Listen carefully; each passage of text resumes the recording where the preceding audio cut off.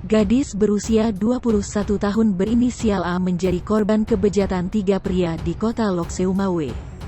Mereka masing-masing berinisial DS, 37, nelayan asal Lok Seumawe, S, 25, asal Lok Seumawe dan MFI, 26, yang juga asal Lok Seumawe. Gadis tersebut diruda paksa oleh 3 pelaku di depan kekasihnya. Kejadian ruda paksa oleh 3 pria terhadap seorang wanita di warung bakso Bang Ferry, Desa Utenbayi, Kecamatan Banda Sakti, Kota Lok Seumawe. Kasus di Lok Seumawe yang sudah viral di media sosial ini terjadi Senin tanggal 23 Agustus tahun 2021 sekira pukul 2 waktu Indonesia Barat dini hari.